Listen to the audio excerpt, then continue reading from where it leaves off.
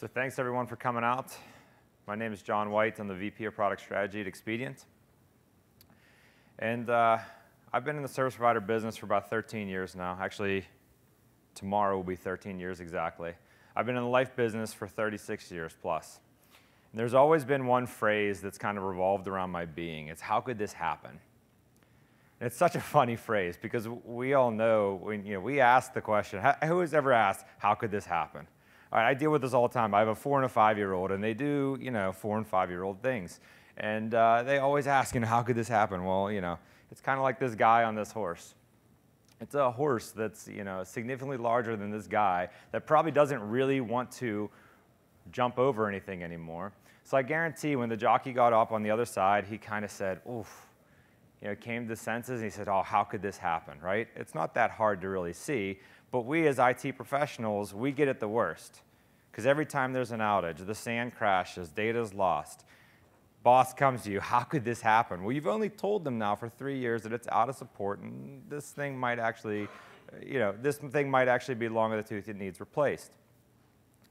Same thing goes with Joanne in accounting. She thinks she's going to get rich by that Nigerian prince. And she keeps opening up those emails, and she wants that money. But what happens every time? Ransomware, viruses. You ask, she asks, how could this happen? So I'm sure as IT professionals, you bite your tongue a little bit. You actually don't respond, right? Because you're like, you got to do the right thing. Well, this is the proper way. Well, I don't want to do that anymore. I want to have some fun with it today. So we're going to pick on, hopefully, there's nobody in the airline industry, right? Perfect. So we're going to pick on the airline industry because I spend almost every day of my life, or at least a day of a week in my life, in an airplane somewhere, somehow. We're going to talk about some of that impact of the disasters that they've seen in the last 12 months. We're going to go through and talk through about some DR design fails and wins that I see in the field. And then we're going to talk about a recipe to kind of automate a disaster recovery side of things to kind of figure out that, okay, when you ask, how could this happen? Hopefully it's a positive note on the back end. So one of the first airlines we'll talk about, one near and dear to my heart, is Southwest. I spend a lot of time in Southwest, living in Pittsburgh, and you can see from their Twitter feed here, they had a little bit of an outage in July. And if you're not familiar with this, the problem that they had is they actually had a single network router fail. And from there, the backup didn't work. That failed. Restoration failed. It resulted in a 12-hour outage. The result of that, a cancellation of 2,300 flights, major PR issues, stranded passengers everywhere, and a loss between $54 and $82 million. That's a big number there. The lesson, don't design your system with a single point of failure. Also test your backups. Another thing I think they learned from this is they just made a recent change. Is anybody familiar with the Sabre system? Okay. There's a few hands here because the Sabre system is a system that's been in production for about 35 years, something like that. And that's what the majority of the airlines actually use. Southwest is actually starting to move against it. But they were using legacy IT essentially to run and power their business. And what did that get them at the end of the day? The CEO was asked to be ousted by the pilots because I'm sure they didn't get paid for the 2,300 flights they missed. And people, the customers, they were pretty upset about it as well. So it's not only Southwest, Delta's pretty good at it too, and Delta actually, I think the D stands for despise because I can't really deal with them anymore. They stranded me in Atlanta just 2 months ago, the day before my youngest son's birthday. So I almost had another disaster to deal with when I got home, but I got an early flight anyway. But you can see, they suffers an outage, but another keyword, another outage. So they actually had 2 outages in 6 months. So we'll pick on the most recent. Problem? Power outage at the primary site of their data center. Failover site did not work. Result, 1,000 flight cancellations, $150 million outage. So you can see how much more Delta charges compared to Southwest, because it's half of the flights, but 2x the actual revenue loss. That's pretty embarrassing for them. Lesson there, test your DR plan, right? We all know this. So the how could this happen thing, when the customers were asking it, the passengers were asking it, the pilots were asking it, all they needed to do was test their DR plan. It's hard.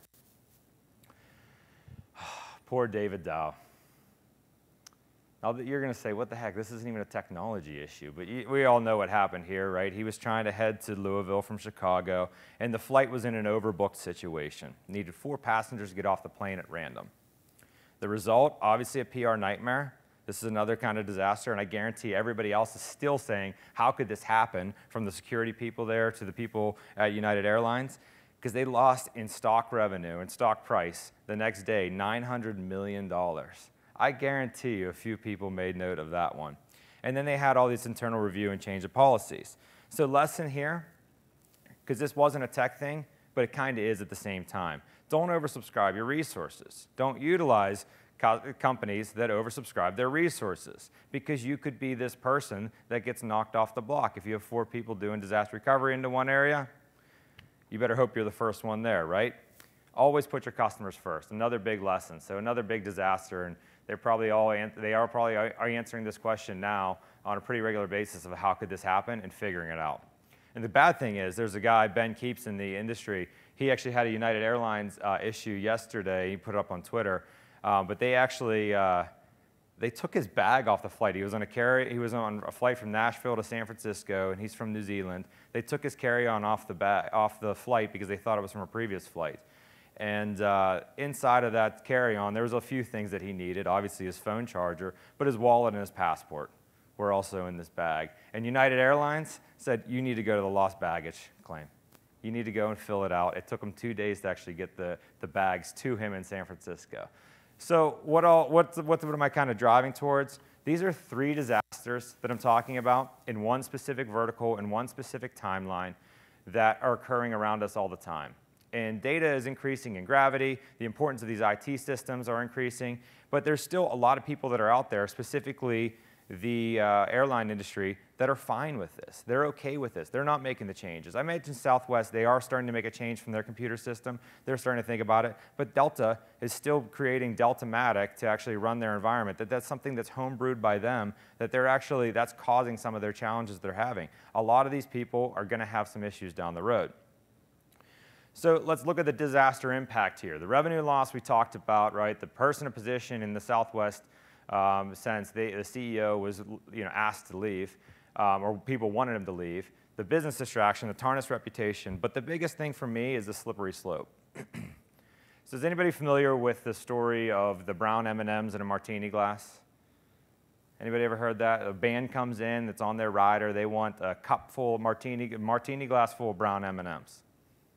Anybody? Nobody's ever? Okay, there we go. Do you know why they asked for that? To make sure that promoter read the directions. That's exactly it. Something as easy as putting brown M&Ms in a martini glass should be pretty easy for them to handle and accomplish, right? So this takes a look at the venue to see if they're actually paying attention to the small details, because the big details really matter for them. This is their profession. They're going up on stage. There's electrical equipment around them. There's all these lighting things around them. If they're skimping on something like the brown M&Ms in a martini glass, what else are they not doing? And I think this is going to start to occur inside of the airline industry and even a lot of other industries that are out there. If they're skimping on their IT systems and something as simple as disaster recovery, what else are they worried about? Or what else are they not worried about? And I think about that when I get on a plane. I hope they're doing all their maintenance checks, but I don't know. I can't guarantee it. Their IT systems can't even stay up. And the problem here and the impact here and why it's so big is this opens a window for disruption. This is how whole things like an airline industry or a taxi industry or a hotel industry, they get disrupted. And I guarantee you, there's people in a room like this, somewhere, somehow, sitting here trying to say, how can we actually disrupt this industry? How can we change it? And in Pittsburgh, this has already started to happen. We have a company out of there called OneJet. And OneJet has already started to do private point-to-point flights. You know how they get their private point-to-point flights? 7-passenger planes, and whatever the big airlines cancel that there's still demand on, they pick it up. They're making the money. They have great customer service. You only have to be there 10 minutes before your plane leaves. It's a different type of environment. That's going to start to be, that's going to start to come out. So these businesses are going to be under fire. All the Hyperloop talk we've had, that's also going to be part of, maybe how we handle transportation in the future. So let's get back to how could this happen. Now, I've done an inordinate amount of dumb stuff in my life. There's no doubt about it. I have scars and bruises still to this day to prove it. And there's really 3 main reasons why I think this stuff happens. And when you can answer the question, how could this happen? Improper design, like the time right before my confirmation, I made a rollerblade ramp, and I forgot about the smooth transition off of the concrete, right? That just resulted in road rash for some awesome pictures there. That was an improper design. Human error. I was working on an IPTEL system doing database SQL queries, and I was doing a delete query on something that I wrote, and I forgot my where statement. No big deal, right? Except for that I was working inside the production database. But yeah, human error also happens too. Another reason why we have problems like this. Poor planning is the last one. But February this year, I had an awesome poor planning experience where I got to the airport, something I do all the time, getting ready to get on an international flight. I forgot my wallet. Almost another disaster at home. That was one I could recover from. But the point being is disaster recovery shouldn't be like this anymore. It's matured. The tools are there, the costs are there, the processes are there. We shouldn't even be talking about this anymore. The airlines industry should know better, and I think everybody should know better. So I want to talk about some of the fails and the wins that I'm seeing in the field right now to kind of bring that out as highlights. So if maybe you're not happy with your disaster recovery environment that you have today, you can get some ammo to go back to your boss and talk to them about maybe how we could do some things different, or talk to the people of the business side of it because they don't want to be a statistic or they don't want to open themselves up for disruption like the airline industry has. So this is one of my favorites. This is a DR design fail number one. This is a classic here. We have the primary data center backing up the tape into a secondary data center. Does anybody do this before I get into this one? All right, so we can make fun of this. Hopefully nobody else is doing this anymore. Unfortunately, we still see some of our customers doing this, but we all know the RTO, even on the best day, is 3+ days to get this thing up and running. You're definitely going to lose 24 hours of data, right? When you get asked the question, how could this happen? Well, look, backup's not DR. Cold servers, to spin those up are not fun. I don't know if anybody has ever done a recovery like this, but it's not exactly a good time to do this because testing's near impossible. So you have no run books, you have no scripts to test against, right? Not fun. You have DR design fail number two, and it's virtual servers replicating into a secondary site. Now you might say, oh my God, John, this is actually pretty good. This is what we're doing. We're replicating all of our virtual servers. What could be wrong with this? Well, what we typically see is at least 24 hours to kind of get everything up and running again. And yes, if you're using, SAN to SAN or something like Zerto, you'll get in less than 15 minutes on the RPO, depending you have enough connectivity. But what's wrong with this? Well, the CEO all of a sudden can't hit his website or can't log into the system once it's on the recovery site. Why did that happen? How could this happen? Well, virtual server replication is only one part of it. When you're thinking DR, there's physical components, and there's always one component that always causes the problems, is the network. And we see this on a regular basis. You have a firewall on the primary site. You have a firewall on the secondary site. Somebody makes a rule change to the firewall on the primary site. They say, oh, I'll get to it on the secondary site. So now, once you get it up and running on the secondary site, yeah, all your virtual machines are sitting there, but maybe a firewall rule isn't there, a VPN isn't there. You're causing a problem. You need human intervention to get it back up and running. Now, if you're doing this today, it's good, but it could be better. So let's talk about how it could be better with some wins. So this environment here has a customer site off-premises, and then we have a replication back into one of our data centers in Indianapolis. They're experiencing 15 minutes RTO up and running and RPO in less than a minute. Now, how could this happen? Well, they're using Zerto replication of 121 virtual machines, and for context, it's about 5 terabytes of RAM, 55 terabytes of data here that we're replicating, and they're using Cisco OTV to provide a layer 2 bridge. And this allows them to actually have the VLANs running in both sites. If you're doing this today, this is pretty awesome. These people are probably going to conferences like this because they're winning at their job. They're doing their job right. They just did a test in February, and this thing was running up in 15 minutes. And that's pretty impressive in my opinion. Another win we have here is one in between 2 of our data centers, one in Columbus, Ohio, and one in Cleveland.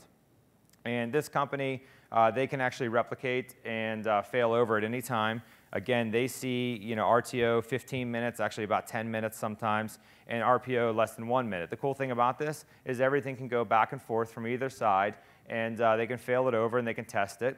So when you ask how could this happen, right? They have Zerto replication, and then they use Expedient push-button DR with BGP failover.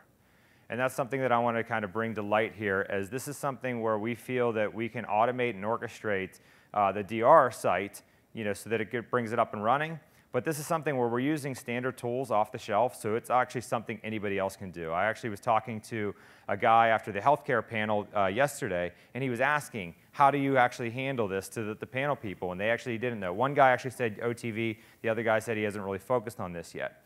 And so I said, well, we created this thing called Push Button DR. You can see more information about it on my Twitter, but I'll talk about it tomorrow. But all it is a standard suite of software that you can actually use to actually do this yourself. So let me walk you through that. So what we do here is we use the virtual firewalls, so Juniper VSRX, so Zerto handles the replication of those. You can also use Palo Alto virtual firewalls as well. We use virtual servers on VMware. You can use Hyper-V, but most of our workloads are on VMware. Replication with Zerto, obviously, I don't think I'd be allowed to speak here if I didn't say that. I think there's other tools you could use to be politically correct. And you need a replication network, whether it's a private 10 gig ring like we have in between our data centers or just the public internet. But the big thing you need then is IP space announced via BGP, right? That's going to be actually the key to making this thing work. So let me show you how it actually works. So you have a standard environment here. You have remote users coming in. Maybe they're hitting your website. Maybe they have a client VPN, a remote site access VPN. They're coming into the public internet, through the public internet, into the environment. So we have a secondary site, and you'll see the line to that environment is actually red.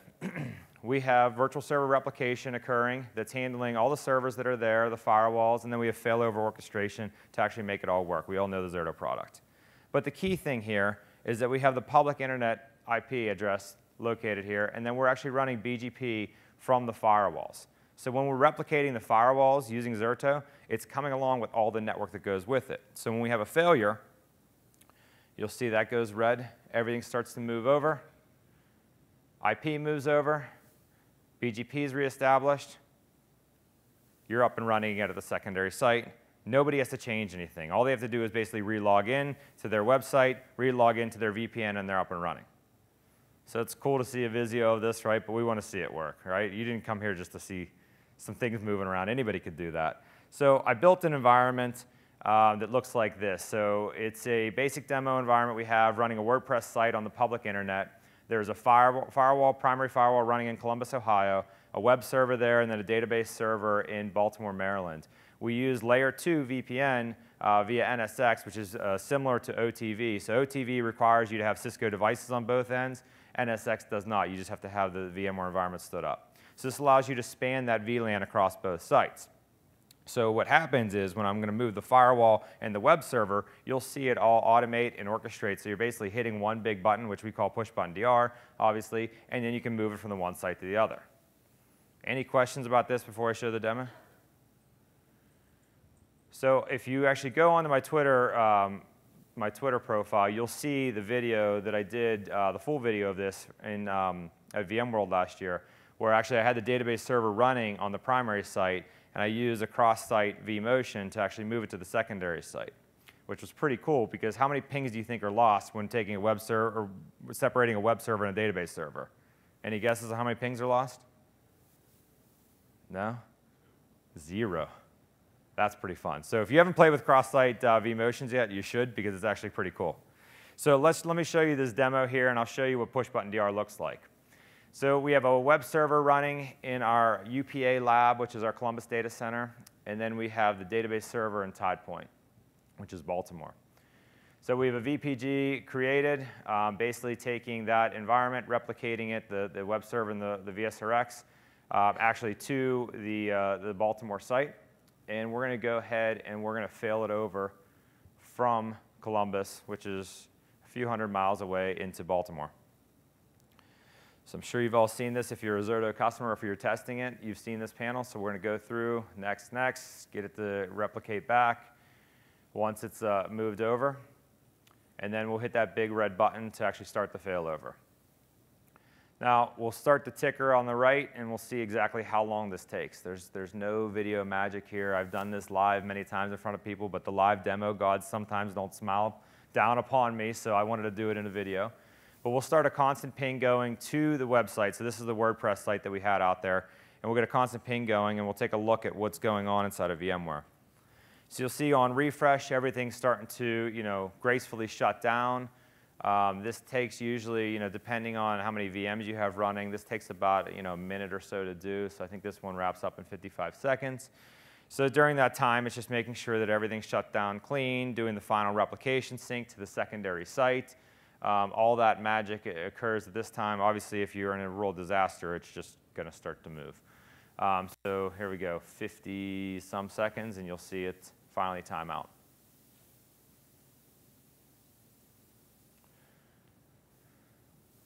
So during this time now, it's finally starting to run the rest of the procedure saying, okay, get everything up and running on the secondary site. Everything's starting to boot. You'll see my jump box crashes. My IP is out for the public IP. 8 minutes goes by. So we're about 9:45, and we're up and running again. So all I did was hit the big red button, and everything moved from the one site to the other. This is the part of disaster recovery that people sometimes miss because, again, without the network, bringing the virtual servers alone are going to result in that uncomfortable question of how could this happen, because that's only one part and one element of it. So we'll log back into the jump box, and we'll kind of see where everything's going. You'll notice, I mean, the jump box even, and the IP is the same, and that was inside of that was coming through that firewall. So everything was at the upper lab. We saw that. That's in Columbus. Now everything's running in our Tide Point lab. So obviously some pretty big benefits here. When we actually start to talk about some of the benefits of push-button DR, the IP subnet failing over, great. The network configuration is probably the bigger one in my books. We can run virtual firewalls. We can run virtual load balancers. We can run virtual SSL VPN appliances now. Doing that, utilizing Zerto, makes it a lot easier for the consistency side of things. The biggest thing this will drive then for you, your business, whether you partner with a CSP like us or any of the other people on the floor or do it yourself, is you're going to take your RTO from hours to minutes, and everything's going to be scripted. When you start to use something like NSX, having that layer 2 VPN and utilizing that in software-defined networking is going to start to make your life easier in other avenues as well. Distributed firewall, microsegmentation, how you can add security in your environment. There's a lot of pluses you can get here. So some of the key takeaways, right? Disasters are all around us, and they're increasing in frequency and amplification. I don't want to see you on this list, so I don't know all the businesses in here. I heard there's a lot of healthcare people here. Maybe that'll be what I talk about next year, so I don't want one of your businesses to be on this list. So definitely, maybe proceed with some of the cautions that I've kind of laid out here, so you can kind of remove that question of how could this happen. And disaster impacts, they're hitting all parts of the business. The revenue is one, the customer loyalty is one, but make sure the disruption, that's not inside of your industry. In my opinion, DR plans are binary. They either fail or win. There's no half play. There's no half. There's no second place. You win or lose. That's it. And if you focus on the automation, the orchestration, like we have here, you'll guarantee a win every time. We've been doing DR as a service now since 2013, and this is something where, majority of the time in the beginning days, we were bringing so many virtual machines into the environment, most of the customers weren't actually replicating them, and we asked them why. Everything pointed to the network. They said, until you figure out the network, you really don't have disaster recovery. So with that, I'd like to thank you. Please, feel free, we can do Q&A now. Keep it going with me. I am active on many social media platforms, but you can email me if you have questions, if you want to know more about what we did, some of the testing that we did. We'd love to share it with you and hopefully help out your business. So with that, I'd like to open it up to any questions. Sir?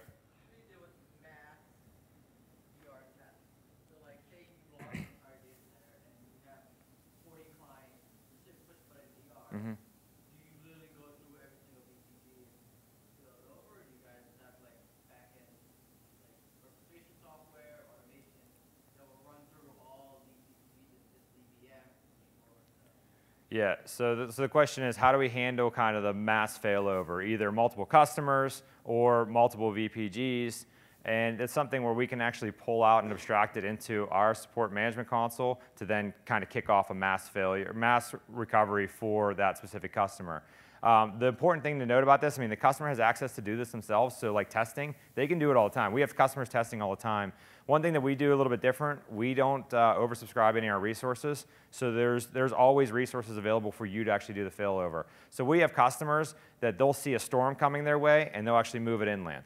if they're in Boston or Baltimore. And that occurs on a regular basis. Even a lot of the financial or the like the retail companies, they'll actually move their environment even from their site into our site to then get the better performance of what we have inside of our ecosystem. But we can actually, I mean, scripting that stuff out for Matt's failure is actually not that hard. Any other questions? Okay, well, if there's no other questions, definitely reach out to me if you have any after this, and let's connect on LinkedIn or Twitter. Thank you.